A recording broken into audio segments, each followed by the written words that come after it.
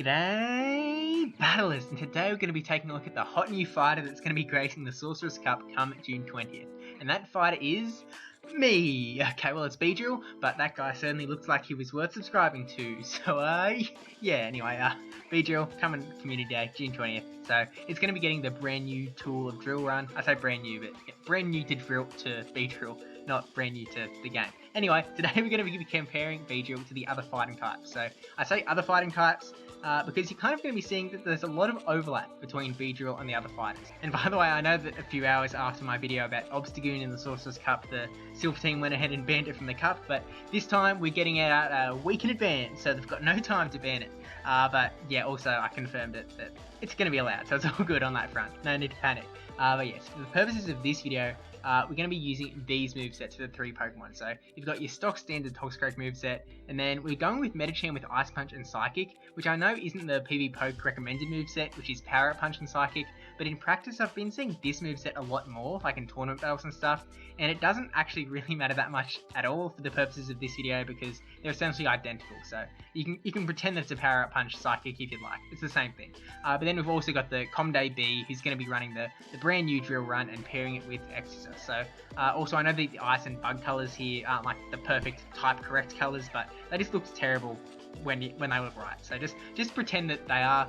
It looks better this way, just trust me. But anyway, let's go on through and see what you are here to see. So we've ripped out the old Venn diagram to show the differences between the three. So, you know, shout out to Venn diagrams and let's get into it. Actually, if you haven't actually seen a Venn diagram before, so basically that purple section in the top left is going to be the things that Toxicroak beats that the other two don't. Then underneath that is a little pink section where you can see that Medicham's big circle and Toxicroak's big circle overlap.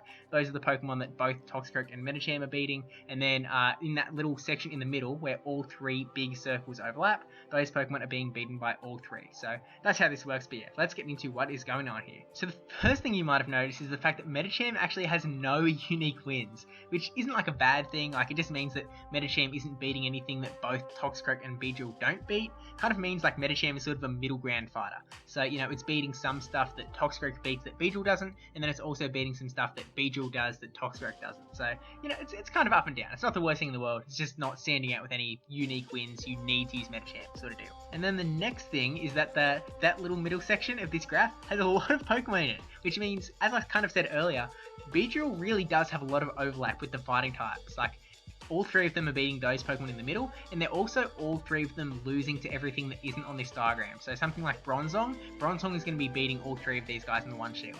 I also probably should have mentioned that if I didn't already, that this is all the one shield matchup.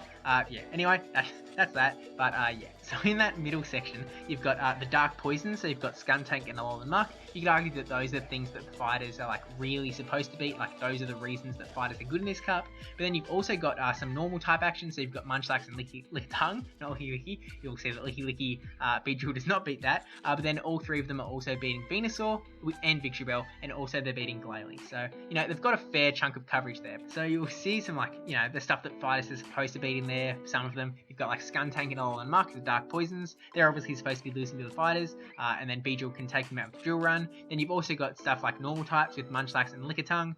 Then you've also got some bonus features there with Venusaur and Glalie. Also BEEDRILL's in there, but I didn't include it on the graphic. I didn't really have room for everything there, so Venusaur is representing both of those grass types here.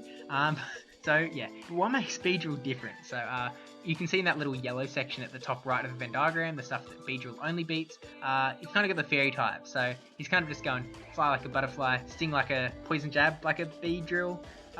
He's just got Poison Jab. Poison Jab is what he's got, and he's able to topple down the fairy types because of that, basically, which the other two fighters cannot do. So being able to beat Azumarill in this cup is definitely like a massive medal for a Pokemon in this cup. Like, being able to hard counter Azumarill is really difficult in this cup, so something that can do that, definitely something to keep an eye out for. But by picking up the fairies, you are losing some of the bread and butter fighting wins in the form of Alolan Raticate, Alolan Sandslash, Licky and Linoone, who are super weak to that counter damage, but kind of just laughing in the face of BEEDRILL, I guess. And I mean, I guess it means that it might not be so easy to just go, you know, it's June 20th, I'm going to replace the Toxicroak on my team with BEEDRILL.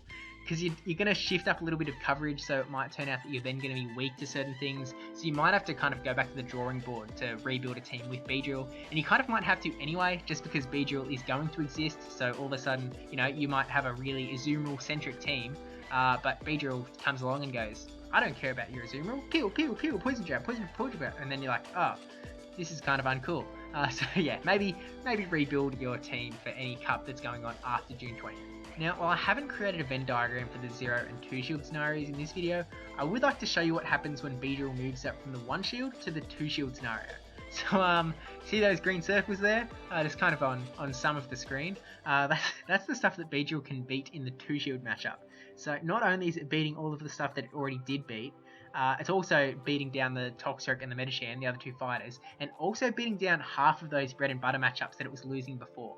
The Alolans, the Alolan Raticate, and the Alolan Sandslash. So that's kind of like an old DS thing. Like, I mean, you're still losing to Noctowl, Licky, and Linoon, but it's like, at that point, do you really care? Like, look how much you are beating here.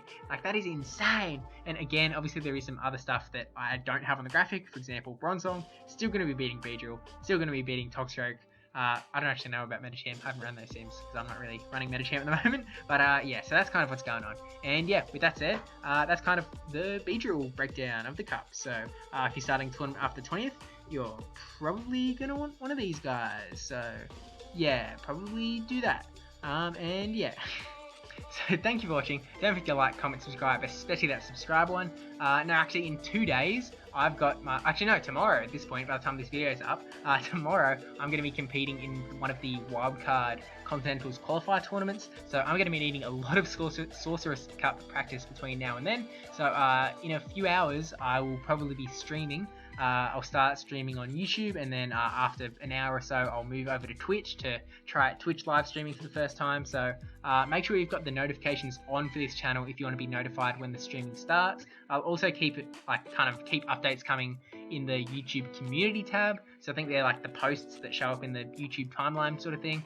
So yeah, I'll be posting there to also confirm like, yeah, I'm streaming in half an hour, so stay tuned. And yeah, so actually I'll have the Twitch link in the description below if you want to like follow that in advance, because yeah, we'll be moving over to there at some point. Hopefully the YouTube VOD is going to be like available as soon as it finishes. The first stream I did, it took like 12 hours to process and be available, and then the second one was up immediately, so hopefully it's up immediately, and then it can be like, yeah, I'm over on Twitch now, live stream's not over, but yeah, we'll just have to wait and see. So anyway, that's enough plugging. Oh, also follow me on Twitter, that link's in the description too. Yeah, yeah, thank you to my patrons, Time9458, brajSF, -Ben10, NotRandyN3wman and Yahwertle for supporting the channel, because they are some super cool people, and hopefully I get some practice in with them in the next day also for that big old tournament tomorrow. Let's try and beat up 127 other people to get into Continentals. Alright, let's go!